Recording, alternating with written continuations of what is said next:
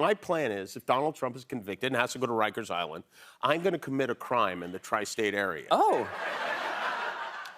And with the goal of getting incarcerated along with him so I can drive him insane from the inside, too. Donald Trump is a selfish, self-obsessed narcissist. He's a greedy man who had affairs while married, and now his days of dodging justice might finally be over. His former attorney and fixer, Michael Cohen, has testified against him, and now the case is in the hands of the jury. As we wait for the jury's decision, let's enjoy some well-deserved roasting. Watch Jon Stewart, Stephen Colbert, and Jimmy Kimmel absolutely destroy Trump. When Cohen testified, Trump said to me, "This is a disaster, total disaster. Women are going to hate me. Guys may think it's cool, but this is going to be a disaster for the campaign." These legends are holding nothing back, tearing apart Trump's weak defenses and exposing his corruption, incompetence, and massive ego. Unless everyone finds out about it someday and learns all the dirty details, goes on trial, I sit there sleeping and farting, then somehow, and God knows how, it's good for my campaign. Hello, everybody, and welcome back to another episode of Worst Case Donald. Because listen, we know he hates us. 100%. 100%. Yeah. Do you remember the first time you found out he really, really hated us? I was on a week-long camping trip where there were no motors or phones or anything allowed. And when I got off the river, my phone clicked on, and I just got message after message after message about Trump bashing us. Yes. And I thought, oh, I'm back in civilization. Stephen Colbert didn't hold back after Michael Cohen testified in Trump's hush money trial. Michael Cohen. Cohen's testimony is essential to proving the prosecution's case because he served as the middleman in the alleged $130,000 hush money payment to Stormy Daniels. Now, you never want to be the middleman between your boss and a porn star. Sure, it sounds titillating when they ask, but eventually it's just a tangle of limbs and you're just kind of watching. Cohen's testimony gave Colbert plenty to work with, especially when Cohen talked about Trump speculating about going back on the market. As far as this affecting his marriage goes, according to Cohen, Trump wasn't worried about Melania leaving him, saying, "Don't worry, how long do you think I'll be on the market for? Not long." Yes. Coincidentally, not long is how Stormy described it. Colbert made it clear that Trump's old news and long overdue for some real consequences. His jokes highlight how absurd and pathetic Trump's behavior has been, especially when it comes to his shady dealings and cover-ups. But it's true, he would be off the market soon. I mean, he's clearly past his expiration date. By calling Trump past his expiration date, Colbert is saying that Trump's time in the spotlight is over, and it's time for him to face his crimes. Seth Meyers also didn't miss his chance to mock the Republicans who showed up to support Trump. He joked, "Sitting front row at the Trump trial must be like the MAGA version of sitting courtside at a Knicks game, except if someone says, 'Wow, they're even bigger up close,' they're talking about the bags under Trump's eyes."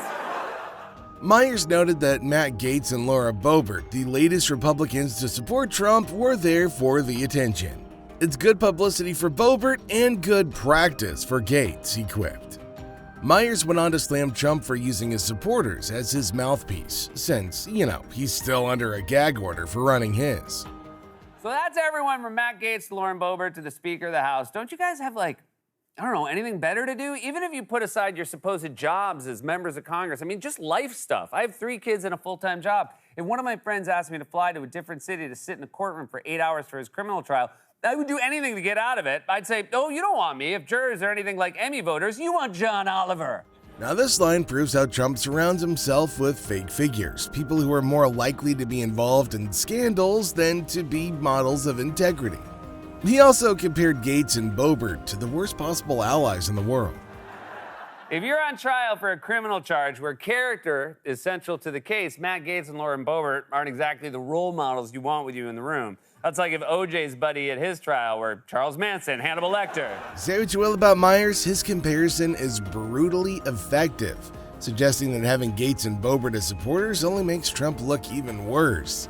Myers also took a jab at Boebert's reputation for bad behavior. Gotta say, I'm surprised to see Lauren Boebert there. Not surprised she showed up, just surprised she hasn't been kicked out yet. I mean, if you're gonna get handsy during a performance of Beetlejuice the musical, I can't imagine how turned on you'd get for a hush money to a porn star trial. You want to talk about painting her as a hypocrite and a poor choice as a character witness? Oof. Finally, Myers summed up the sad state of the Republican Party by saying this. Seriously, this is how grimy and pathetic the Republican Party has become. The only thing sadder than having to sit in a dreary New York City courtroom for your porn star hush money trial is sitting in a dreary New York City courtroom for someone else's porn star hush money. We're in the Big Apple. What should we catch a Broadway show? Should we grab a hot dog a day? I gotta know. Let's go down to the courthouse and listen to Stormy Daniels describe the worst sex of her life.